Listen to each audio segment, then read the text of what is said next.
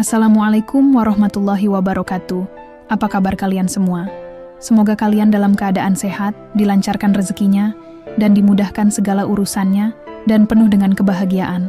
Sebelum masuk ke cerita, jangan lupa bantu like, komen, dan subscribe ya. Semoga kalian semua selalu dalam lindungannya. Aku menikah dengan Bayu 2 tahun lalu, dalam pesta pernikahan yang megah. Orang-orang berdecak kagum melihat dekorasi serba mewah, makanan berlimpah, serta gaun pengantin yang aku pakai, yang konon katanya dipesan langsung dari Paris. Semuanya tampak sempurna. Mertuaku Bu Ratna dan Pak Surya dikenal sebagai keluarga terpandang. Mereka selalu tampil glamor dalam setiap acara, mengenakan perhiasan berkilauan, pakaian bermerek, dan berbicara dengan penuh wibawa, seolah-olah mereka benar-benar keluarga kaya yang tak tersentuh kesulitan hidup. Aku pun percaya, sebab sejak pacaran dengan Bayu, aku sering melihat mereka datang dengan mobil berbeda-beda, dari yang klasik hingga yang keluaran terbaru. Tapi, aku baru sadar bahwa semua itu hanyalah topeng setelah aku tinggal bersama mereka. Aku dan Bayu memang sempat tinggal di apartemen kecil yang sudah dibayarnya sebelum menikah. Tetapi tak lama setelah itu, mertua memaksa kami pindah ke rumah mereka dengan alasan ingin lebih dekat dan menjaga hubungan kekeluargaan. Hari pertama, aku tinggal di sana, aku mulai merasakan ada yang janggal. Rumah besar dengan pilar-pilar menjulang tinggi itu, jika dilihat lebih teliti, tampak kusam. Cat dinding mulai mengelupas, dan beberapa bagian langit-langit tampak retak. Lalu, yang paling mengejutkan, di dalam rumah sebesar itu, hanya ada satu pembantu tua yang tampak lelah mengurus semuanya sendiri. Aku sempat bertanya pada Bayu, dan dia hanya berkata bahwa ibunya tidak percaya orang asing, jadi mereka memang tidak punya banyak pekerja rumah tangga. Aku mencoba memaklumi. Namun, saat malam tiba, kejutan berikutnya datang. Saat hendak mandi, aku terkejut melihat kamar mandi utama ternyata tidak memiliki air panas. "Oh, air panasnya lagi rusak," kata Bu Ratna sambil tersenyum tenang. Aku mengangguk, berpikir mungkin itu hal kecil yang wajar. Tapi keesokan harinya, saat aku mencoba ke kamar mandi lain, masalah yang sama terjadi. Bahkan, saat aku menyalakan keran di dapur, air yang keluar sangat kecil, nyaris tak cukup untuk mencuci tangan. Semakin hari, semakin banyak hal aneh yang aku temukan.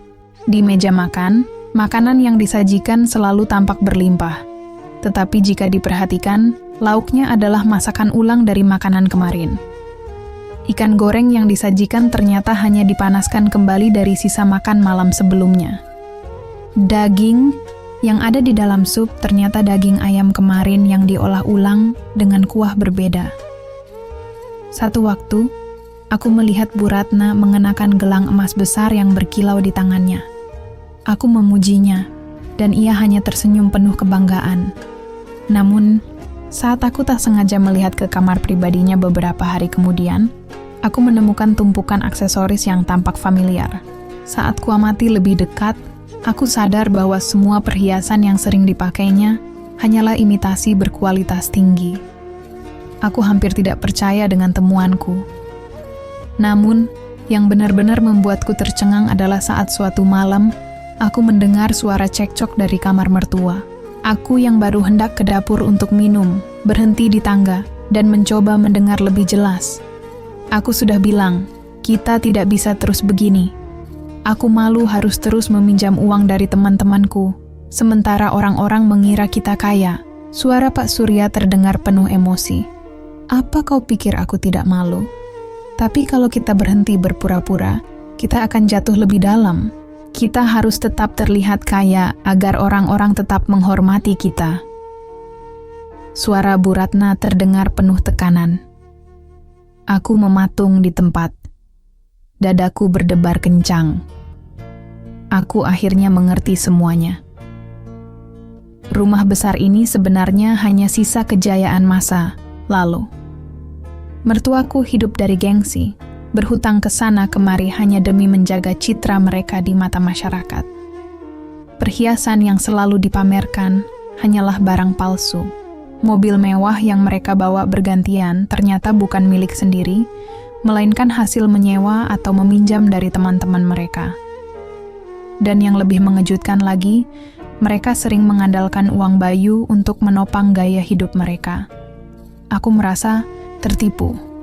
Tak lama setelah itu, aku mulai lebih sering memperhatikan setiap detail kecil. Setiap kali ada tamu datang, Bu Ratna akan menyuruhku mengenakan pakaian terbaik yang kupunya, seolah-olah ingin menunjukkan bahwa aku adalah menantu yang hidup dalam kemewahan. Tapi begitu tamu pergi, aku sering melihatnya diam termenung di ruang tamu, memegang kalkulator dan kertas-kertas yang aku duga adalah tagihan yang belum terbayar. Ketika aku membahas hal ini dengan Bayu, dia hanya menghela napas panjang. "Aku tahu sejak lama," katanya lirih. "Kenapa kamu tidak bilang?" "Apa yang bisa aku lakukan? Mereka orang tuaku. Aku tidak bisa begitu saja meninggalkan mereka dalam keadaan seperti ini." Aku menatap suamiku. Hatiku terasa sesak. Aku mengerti perasaan Bayu, tapi aku juga tidak bisa terus-terusan hidup dalam kepalsuan seperti ini. Hari demi hari berlalu, dan aku semakin merasa terperangkap. Sampai akhirnya, datang sebuah kejadian yang benar-benar membuatku merasa berada di batas kesabaran. Suatu hari, Bu Ratna meminta izin untuk memakai gelang berlian pemberian ibuku.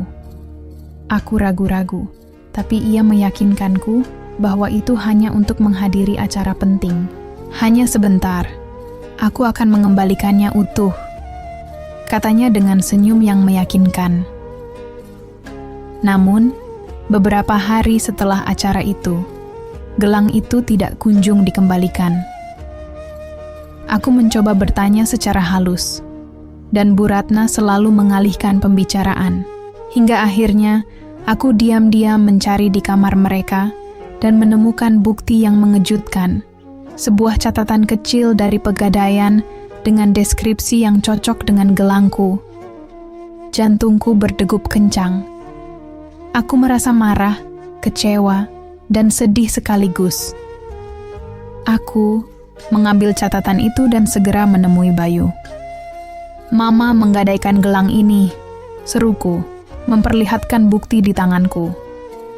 Bayu menghela napas panjang, menatapku dengan mata lelah.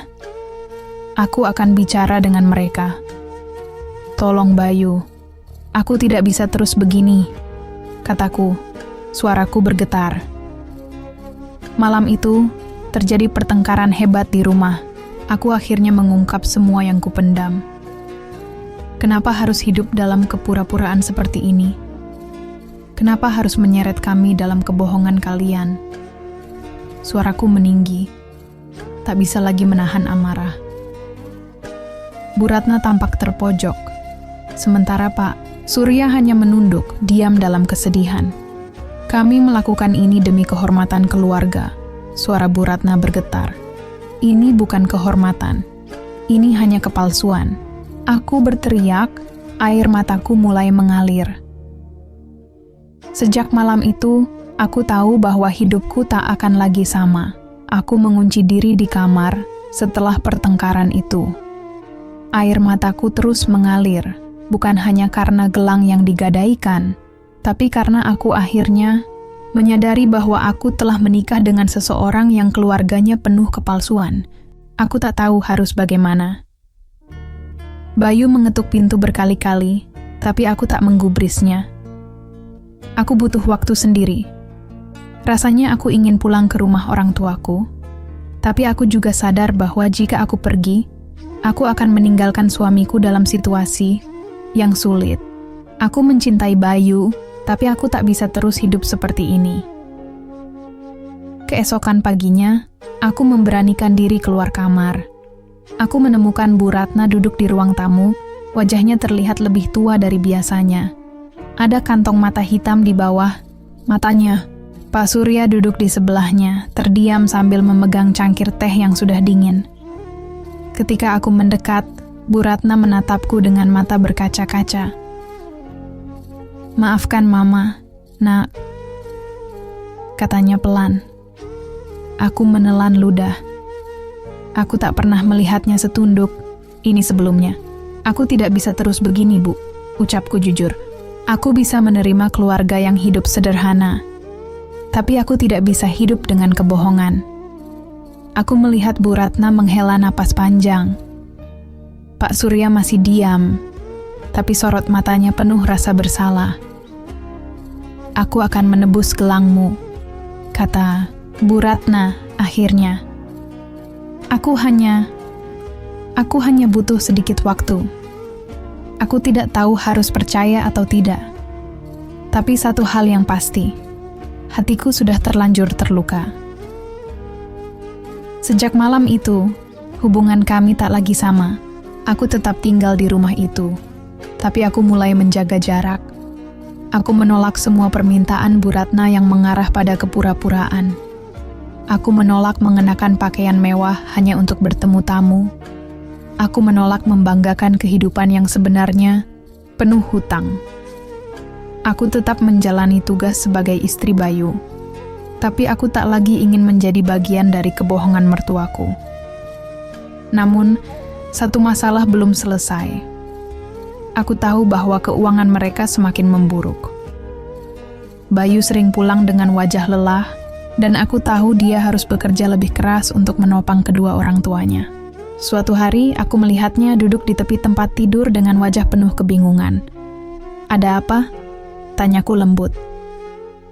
Bayu menatapku, lalu menghela napas panjang. "Mama meminta uang lagi." Hatiku mencelos. Aku sudah menduga ini akan terjadi. Ini untuk apa? Katanya untuk bayar utang, tapi aku tak yakin. Mungkin untuk menutup utang yang lain. Aku meremas jemariku. Aku tahu Bayu terjepit di antara bakti kepada orang tuanya dan kenyataan bahwa mereka terus hidup di atas kemampuan mereka. "Bayu, sampai kapan kamu mau begini?" tanyaku hati-hati. Bayu menatapku dalam diam. Aku tahu dia lelah. Aku tidak tega melihat mereka kesusahan. Akhirnya dia berkata pelan, "Tapi ini bukan sekadar kesusahan, Bayu. Mereka yang membuat diri mereka sendiri susah karena memilih hidup dengan kebohongan." Aku mencoba menjelaskan. Bayu menunduk, lalu mengusap wajahnya dengan kasar. "Aku tahu, tapi mereka tetap orang tuaku. Aku mengerti perasaannya. Aku juga tak ingin melihat mertuaku jatuh lebih dalam. Tapi aku juga tak bisa membiarkan ini terus terjadi." Hari-hari berikutnya terasa semakin berat. Setiap kali ada tamu datang, Bu Ratna kembali berusaha mempertahankan citra palsunya. Tapi aku mulai melihat bagaimana orang-orang di sekitar mereka mulai sadar akan kebenaran.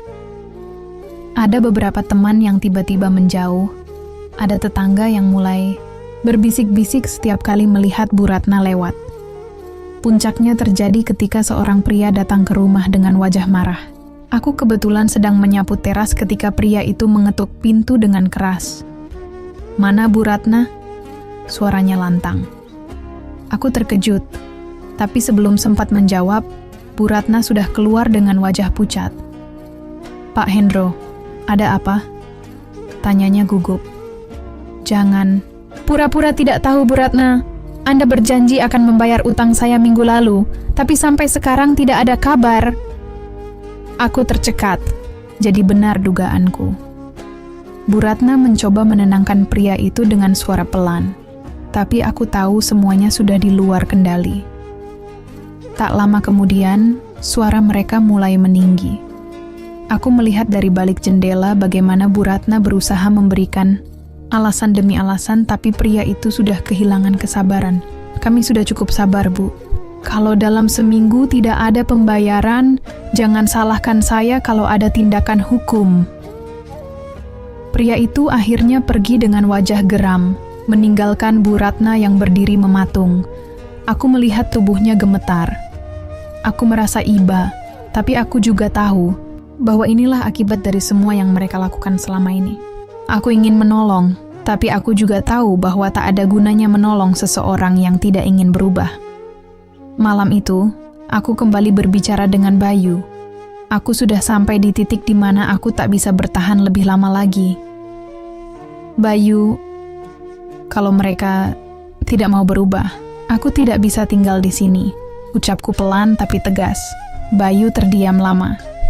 Aku mencintaimu, tapi aku tidak bisa terus hidup dalam kepalsuan seperti ini, lanjutku. Aku ingin hidup dengan jujur, sederhana, tapi bahagia.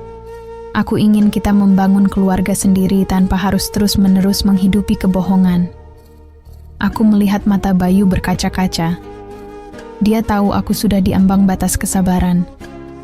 Aku akan bicara dengan mereka lagi, katanya akhirnya. Aku mengangguk, tapi aku tahu bahwa ini bukan hanya soal berbicara. Ini soal keputusan. Jika mereka terus memilih gengsi di atas kenyataan, maka aku harus memilih jalan hidupku sendiri. Aku hanya bisa berharap, sebelum semuanya terlambat, Bayu akan mengambil keputusan yang tepat. Beberapa hari setelah insiden dengan pria penagih utang itu, suasana rumah semakin tegang. Bu Ratna lebih sering mengurung diri di kamar, sementara Pak Surya sibuk keluar entah kemana. Bayu juga makin jarang berbicara denganku. Aku tahu dia sedang menghadapi dilema besar. Aku ingin membantunya, tapi aku juga tahu bahwa ini bukan sekadar masalah keuangan. Ini soal prinsip hidup. Aku bisa saja memberikan solusi, seperti meminta mertua menjual rumah besar ini dan pindah ke tempat yang lebih sederhana, atau bahkan membantu mereka mencari cara untuk melunasi utang tanpa terus berbohong. Namun, aku ragu apakah mereka mau mendengarkan. Suatu sore, aku memutuskan untuk mengunjungi ibuku. Aku butuh tempat untuk menenangkan diri dan berpikir jernih. Saat aku tiba di rumah, ibuku menyambutku dengan tatapan hangat, tapi juga penuh kekhawatiran. "Kamu kelihatan letih, Nak. Ada masalah?" Aku menghela napas panjang, lalu menceritakan semuanya. Tentang kehidupan kepalsuan mertuaku, utang-utang yang menumpuk, dan betapa aku merasa terjebak dalam semua ini. Ibuku mendengarkan dengan sabar, sesekali mengangguk atau menghela napas. Setelah aku selesai, beliau menggenggam tanganku. "Nak, menikah itu bukan cuma tentang cinta, tapi juga tentang prinsip hidup. Kalau suamimu tidak bisa bersikap tegas pada keluarganya, kamu harus pikirkan lagi masa depanmu." Aku menatap ibuku. "Maksud ibu, aku harus pergi dari rumah itu." Ibu tersenyum tipis, tapi ada kesedihan di matanya. "Aku tidak menyuruhmu bercerai, tapi kamu harus tahu batas kesabaranmu sendiri. Kalau kamu terus dipaksa hidup dalam kebohongan, kamu tidak akan pernah merasa tenang." Kata-kata itu terus terngiang di kepalaku sepanjang perjalanan pulang. Aku mulai berpikir, sampai kapan aku harus bertahan? Sampai kapan Bayu akan terus membiarkan mertuaku hidup dalam ilusi mereka? Saat aku tiba di rumah, aku melihat sesuatu yang membuat jantungku berdebar kencang. Ada dua orang pria berdiri di depan pagar, berbicara dengan Pak Surya yang wajahnya tampak penuh kecemasan. Salah satu pria itu menyerahkan selembar kertas kepadanya. Aku bisa melihat tangan Pak Surya gemetar saat menerimanya. Aku tahu ini bukan hal baik. Setelah kedua pria itu pergi, aku berjalan mendekat. "Pak, ada apa?" tanyaku hati-hati. Pak Surya menatapku dengan mata penuh kepanikan. "Ini surat peringatan. Kalau kami tidak melunasi utang dalam waktu sebulan, rumah ini akan disita." Aku terdiam. Aku sudah menduga keadaan buruk, tapi tidak menyangka bahwa rumah ini benar-benar dalam ancaman. Malam itu, aku dan Bayu duduk berdua di kamar. Aku melihat suamiku tampak jauh lebih lelah dari biasanya. "Aku tidak tahu harus bagaimana lagi," katanya lirih. Aku menggenggam tangannya. "Bayu, aku tahu kamu ingin menolong orang tuamu, tapi kita harus realistis. Kalau rumah ini disita, mau bagaimana?" Bayu menatapku dalam-dalam, lalu menghela napas panjang. Mungkin kita harus pergi dari sini. Aku menatapnya. Tak percaya dia akhirnya mengatakannya. Apa maksudmu? Bayu menggenggam jemariku lebih erat. Aku sudah berpikir sejak lama, kita tidak bisa terus hidup dalam kebohongan mereka. Kalau mereka masih ingin berpura-pura kaya, aku tidak bisa terus-menerus menanggungnya. Aku ingin kita hidup mandiri, jauh dari tekanan ini. Aku menatap suamiku lama. Untuk pertama kalinya sejak pernikahan kami, aku merasa Bayu benar-benar membuat keputusan untuk dirinya sendiri, bukan hanya untuk menyenangkan orang tuanya. Tapi bagaimana dengan mereka? Tanyaku pelan. Bayu menghela napas. Aku akan tetap membantu sebisa mungkin, tapi aku tidak bisa terus-terusan membiarkan mereka menyeret kita ke dalam masalah yang sama. Aku tersenyum tipis dan mengangguk. Untuk pertama kalinya dalam waktu yang lama, aku merasa ada harapan. Namun aku tahu, ini baru permulaan dari perjalanan panjang yang harus kami hadapi. Keesokan harinya, suasana rumah semakin terasa berat. Bu, Ratna nyaris tak keluar kamar, sementara Pak Surya sibuk mondar-mandir, berbicara di telepon dengan nada panik. Aku dan Bayu sudah mengambil keputusan, tapi kami tahu bahwa menyampaikannya kepada mereka tidak akan mudah. Setelah makan malam yang penuh keheningan, Bayu akhirnya berbicara. Ma, Papa, aku dan Lesti sudah memutuskan untuk pindah dari rumah ini. Suasana seketika berubah mencekam. Bu Ratna yang tadinya menunduk langsung menegakkan tubuhnya. Apa? Suaranya bergetar. Kami ingin mandiri, Ma, lanjut Bayu dengan hati-hati. Kami tetap akan membantu semampu kami, tapi kami tidak bisa terus tinggal di sini dan menanggung semuanya. Bu Ratna menatap kami dengan ekspresi tidak percaya. Jadi kalian mau meninggalkan kami begitu saja? Aku menghela napas dan mencoba berbicara dengan tenang. Bukan begitu, Bu. Kami hanya ingin hidup sesuai kemampuan kami. Kami tidak ingin terus-menerus hidup dalam kepura-puraan. Bu Ratna terdiam sesaat, lalu tiba-tiba tertawa kecil. Tawa pahit yang membuat bulu kuduku meremang. Jadi menurut kalian, kami ini cuma pura-pura kaya, begitu? Aku dan Bayu saling bertukar pandang. Aku tahu dia ragu untuk berbicara, jadi aku yang mengambil alih. Bu, kami tahu semuanya. Tentang utang, tentang rumah ini yang hampir disita, tentang perhiasan yang sebenarnya palsu. Mata Bu Ratna melebar. Seketika wajahnya berubah pucat. Kalian sudah tahu? Aku mengangguk. Aku tidak masalah jika kita hidup sederhana, Bu. Tapi aku tidak bisa terus-menerus berpura-pura. Kami ingin keluar dari lingkaran ini. Bu Ratna menoleh ke Pak Surya yang masih diam di tempatnya. Suaminya hanya menunduk, seolah tidak ingin ikut campur. Jadi, kalian benar-benar akan pergi? Suara Bu Ratna terdengar lebih pelan, lebih rapuh. Bayu menggenggam tanganku erat. Maaf, Ma, tapi ini keputusan yang harus kami ambil. Air mata Bu Ratna mulai mengalir. Aku tahu ini bukan sekadar soal kepergian kami. Ini adalah saat di mana ilusi yang selama ini ia pertahankan mulai runtuh. Beberapa hari setelah percakapan itu, aku dan Bayu mulai berkemas. Kami memutuskan untuk pindah ke apartemen kecil yang lebih sesuai dengan penghasilan kami. Kami masih tetap memberi mereka sedikit bantuan, tapi kami tidak lagi ikut menanggung beban utang yang mereka buat sendiri. Pada hari kepindahan kami, Bu Ratna tidak keluar dari kamarnya. Aku tahu dia masih marah, atau mungkin malu. Pak Surya hanya memberikan anggukan kecil saat kami berpamitan. Saat aku melangkah keluar dari rumah besar yang penuh kepalsuan itu, aku menarik napas panjang. Ada rasa lega, tapi juga ada kesedihan. Aku menoleh ke Bayu, yang juga menatap ke depan dengan wajah penuh keteguhan. Aku tahu bahwa perjalanan kami baru dimulai, tapi setidaknya kami melangkah dengan jujur, tanpa kepalsuan, tanpa gengsi yang menyesakan. Dan untuk pertama kalinya sejak menikah, aku merasa benar-benar merdeka.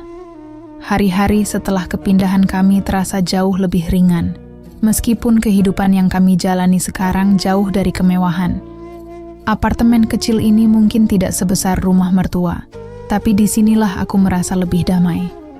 Aku bisa memasak dengan tenang tanpa harus memenuhi standar gengsi Bu Ratna. Aku bisa berpakaian sesukaku tanpa perlu memakai barang palsu demi menjaga citra keluarga. Bayu juga terlihat lebih bahagia. Dia tidak lagi pulang dengan wajah penuh tekanan seperti sebelumnya.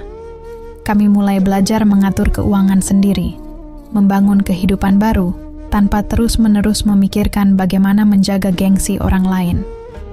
Namun, aku tahu bahwa hubungan kami dengan mertuaku belum sepenuhnya membaik.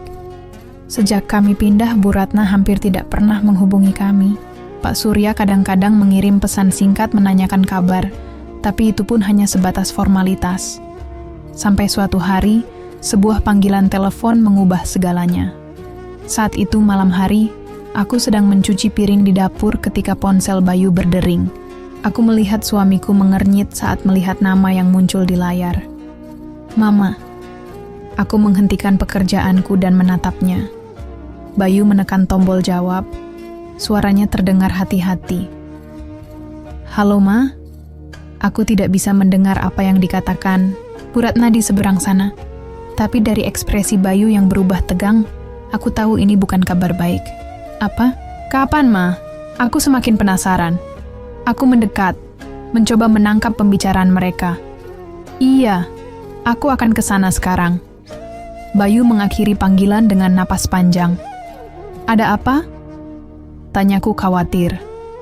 Bayu menatapku dengan ekspresi serius. Papa masuk rumah sakit. Hatiku mencelos. Tanpa menunggu lebih lama, kami segera berangkat ke rumah sakit. Sepanjang perjalanan, aku dan Bayu hampir tidak berbicara. Aku tahu pikirannya sedang kacau. Sesampainya di rumah sakit, kami langsung menuju ruang ICU. Bu Ratna duduk di bangku tunggu. Wajahnya terlihat jauh lebih tua dari terakhir kali aku melihatnya. Ketika melihat Bayu, dia langsung berdiri dan menangis. Bayu, papa kamu kena serangan jantung. Bayu langsung memeluk ibunya. Aku hanya bisa berdiri di samping mereka, mencoba menenangkan diri. Dokter mengatakan bahwa kondisi Pak Surya cukup serius. Ida mengalami serangan jantung akibat stres yang berkepanjangan. Aku tahu ini pasti ada hubungannya dengan semua masalah finansial yang mereka hadapi. Malam itu, aku dan Bayu memilih untuk tetap tinggal di rumah sakit. Aku melihat bagaimana Bu Ratna duduk diam di samping tempat tidur suaminya, menggenggam tangannya erat. Semua kemewahan yang selama ini ia banggakan terasa tidak ada artinya saat ini. Ketika Bayu keluar untuk membeli kopi, aku duduk di samping Bu Ratna. Untuk pertama kalinya, aku melihatnya tanpa lapisan gengsi yang selama ini ia kenakan. Ma, aku mencoba membuka percakapan. Bu Ratna menoleh padaku, matanya sembab. Lesti, Mama salah selama ini ya. Aku terkejut mendengar pengakuan itu. Mama terlalu sibuk menjaga citra keluarga sampai lupa kalau yang lebih penting adalah kebahagiaan kita sendiri. Lanjutnya dengan suara parau. Dan sekarang, semua ini harus dibayar mahal. Aku menggenggam tangannya. Bu, yang terpenting sekarang, Papa bisa pulih. Dan setelah ini, kita bisa mulai lagi dari awal. Bu Ratna mengangguk lemah. Untuk pertama kalinya, aku merasakan ketulusan dalam dirinya. Hari-hari setelahnya dipenuhi dengan perawatan dan pemulihan Pak Surya. Bu Ratna mulai berubah. Ia tidak lagi sibuk mempertahankan ilusi kehidupan mewahnya. Mungkin karena ia sadar bahwa pada akhirnya yang benar-benar berharga bukanlah harta atau gengsi, tapi keluarga yang tulus mendukungnya. Aku dan Bayu tetap memilih tinggal di apartemen kecil kami, tapi hubungan kami dengan mertuaku perlahan membaik. Kami masih membantu sebisa mungkin, tapi kali ini tanpa kepura-puraan. Aku tahu perjalanan ini tidak mudah, tapi setidaknya aku tidak lagi merasa hidup dalam kebohongan. Dan itu sudah lebih dari cukup. Beberapa bulan setelah Pak Surya keluar dari rumah sakit, banyak hal berubah. Bu Ratna tak lagi terlihat angkuh seperti dulu. Ia lebih banyak diam dan tidak lagi berbicara tentang kemewahan. Aku tahu, pengalaman melihat suaminya hampir kehilangan nyawa telah mengguncangnya. Pak Surya sendiri masih dalam masa pemulihan. Dokter menyarankan agar ia menjalani hidup yang lebih tenang, menghindari stres, dan fokus pada kesehatannya. Aku tahu ini berat baginya, karena sebagai kepala keluarga, ia terbiasa merasa bertanggung jawab atas segalanya. Sementara itu, rumah besar yang dulu mereka tempati akhirnya benar-benar disita. Aku dan Bayu sempat membantu mereka mencari tempat tinggal baru. Sebuah rumah kontrakan sederhana yang jauh dari kemegahan yang pernah mereka pamerkan. Aku melihat sendiri bagaimana beratnya Bu Ratna menerima kenyataan ini. Pada hari terakhir, sebelum mereka meninggalkan rumah itu, aku menemukannya berdiri di ruang tamu, menatap sekeliling dengan mata berkaca-kaca. Mama tidak pernah membayangkan akan kehilangan semua ini, katanya pelan. Aku berdiri di sampingnya, mencoba memahami perasaannya. Bu, kehilangan materi bukan berarti kehilangan segalanya. Yang penting kita masih punya keluarga. Bu Ratna tersenyum kecil, meski matanya tetap sendu. Kamu benar, Lesti. Mama hanya terlalu bodoh selama ini. Aku tidak menanggapinya. Aku tahu ini bukan saatnya menghakimi, melainkan saatnya menerima kenyataan dan bergerak maju. Setelah mereka pindah ke rumah kontrakan, aku mulai melihat perubahan besar dalam cara Bu Ratna menjalani hidup. Ia tidak lagi membeli barang-barang mahal, tidak lagi membual tentang harta yang tidak ia miliki. Bahkan, ia mulai belajar mengelola keuangan dengan lebih baik. Suatu sore, aku berkunjung ke rumah mereka dan melihat sesuatu yang tidak pernah kuduga sebelumnya. Bu Ratna sedang duduk di teras rumah, menganyam tas dari bahan daur ulang.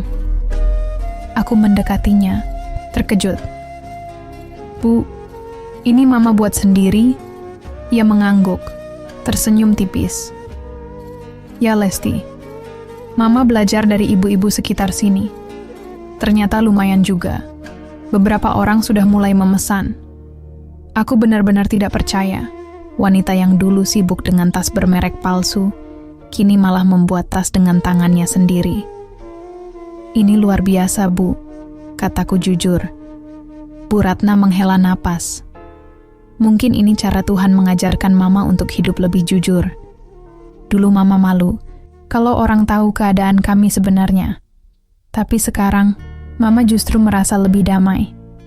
Aku tersenyum mendengar kata-katanya. Ini adalah Bu Ratna yang baru, seseorang yang akhirnya bisa melepaskan kepura-puraan dan menerima hidup apa adanya.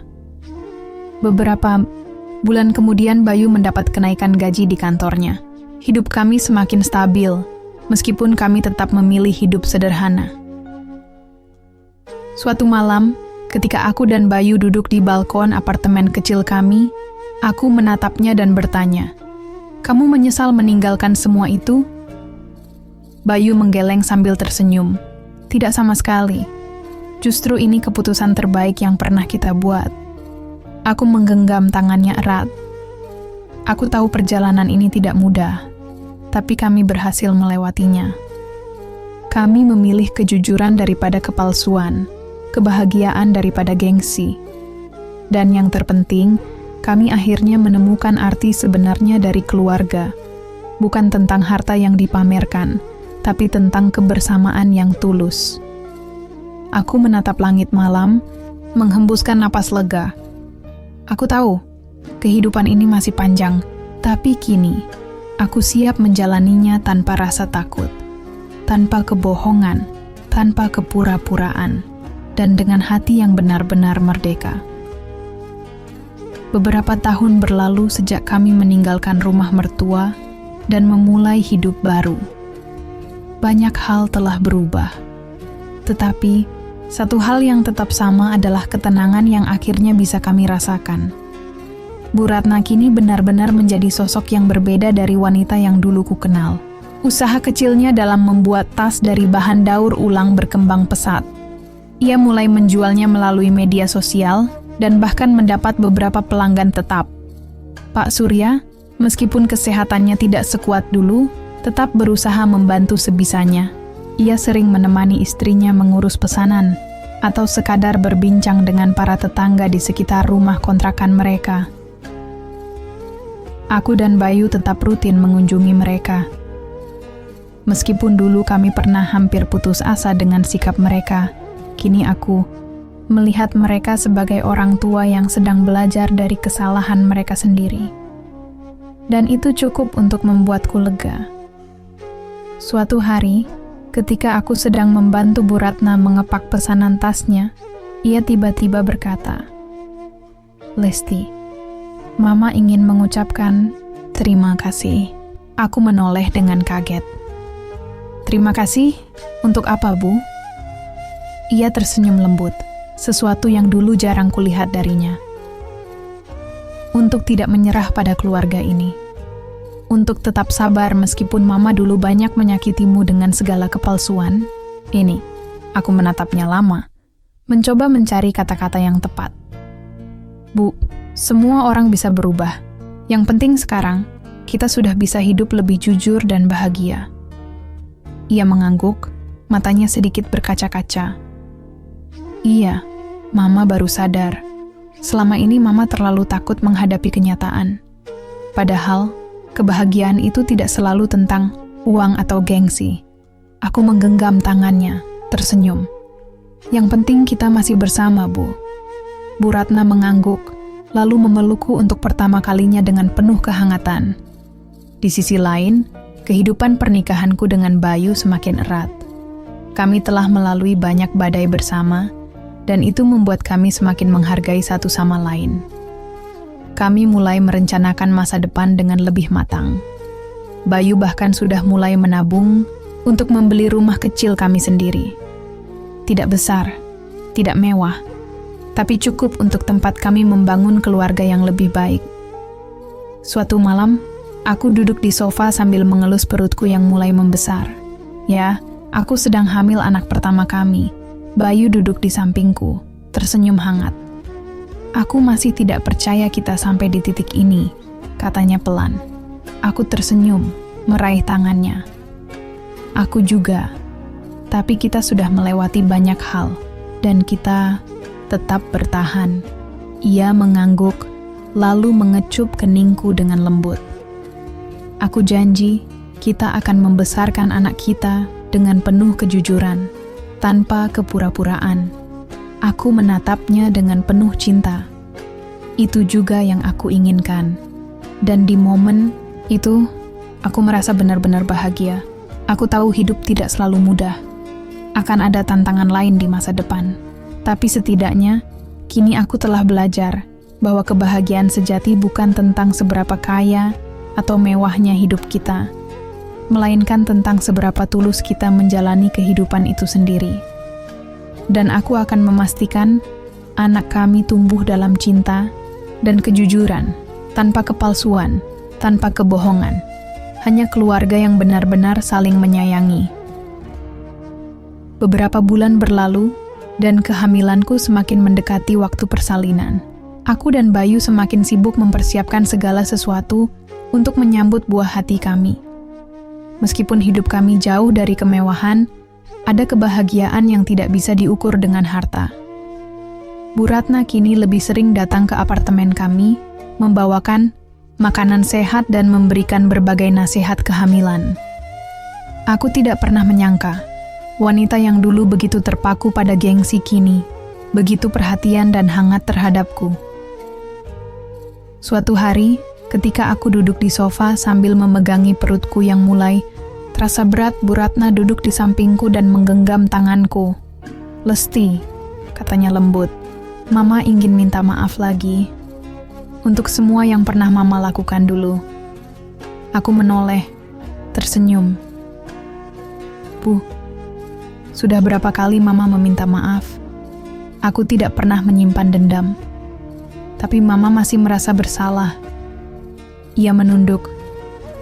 Dulu, Mama begitu terobsesi dengan status sosial, sampai lupa bahwa kebahagiaan keluarga jauh lebih penting. Aku menghela napas, lalu menggenggam tangannya erat. Yang penting sekarang, kita semua sudah belajar dari kesalahan. Bu Ratna mengangguk, lalu menatap perutku dengan mata berkaca-kaca. Mama janji, cucu Mama tidak akan hidup dalam kebohongan seperti dulu. Aku tersenyum dan merasa lega. Bu Ratna yang dulu keras kepala kini telah benar-benar berubah. Tibalah hari yang kutunggu-tunggu. Di tengah malam, aku merasakan kontraksi yang begitu kuat. Bayu yang sedang tertidur langsung terbangun ketika aku meringis kesakitan. Les, kamu, kenapa? Aku rasa sudah waktunya. Aku berbisik sambil menahan nyeri. Bayu langsung panik dan segera mengambil tas yang sudah kami siapkan. Ia menghubungi ibunya dan mengabari bahwa kami sedang dalam perjalanan ke rumah sakit. Setibanya di rumah sakit, aku langsung dibawa ke ruang bersalin. Rasa sakitnya luar biasa, tetapi aku tahu ini adalah perjuangan seorang ibu untuk membawa kehidupan baru ke dunia. Bu Ratna dan Pak Surya tiba beberapa saat kemudian, keduanya terlihat cemas. Bu Ratna menggenggam tangan Bayu erat, sementara Pak Surya hanya bisa duduk diam dengan ekspresi penuh harap. Setelah beberapa jam penuh perjuangan, akhirnya tangisan bayi memenuhi ruangan. Aku merasa air mataku mengalir tanpa bisa ditahan. Bayu berdiri di sampingku, menatap bayi kecil yang kini berada dalam pelukanku. Dia begitu sempurna, bisiknya dengan suara bergetar. Aku tersenyum, meskipun tubuhku terasa begitu lelah. Iya Bayu, anak kita. Bu Ratna dan Pak Surya masuk ke ruangan dengan mata berkaca-kaca. Saat melihat cucunya, Bu Ratna langsung menangis haru. "Cucu Mama," katanya pelan sambil menyentuh pipi mungil bayi kami. "Terima kasih Tuhan, Mama masih diberi kesempatan untuk melihat ini." Aku tersenyum melihatnya. Dulu, ia mungkin ingin cucunya lahir dalam kemewahan, tapi sekarang aku tahu ia lebih menghargai kebahagiaan dan kehangatan keluarga daripada sekadar gengsi. Bayu menatapku, lalu berkata pelan, "Aku ingin anak kita tumbuh dalam keluarga yang jujur dan penuh kasih sayang." Aku mengangguk lemah, tanpa kepura-puraan. Kami saling bertatapan dengan penuh kebahagiaan. Kini, aku tahu hidup kami benar-benar telah berubah. Kami telah belajar dari masa lalu, dan sekarang kami siap menjalani masa depan dengan penuh kejujuran dan cinta. Aku menatap bayi mungilku dengan air mata haru. "Selamat datang ke dunia, Nak. Kamu akan tumbuh dalam keluarga yang penuh cinta, tanpa kebohongan, tanpa kepura-puraan. Hanya kejujuran, kasih sayang, dan kebahagiaan yang sesungguhnya."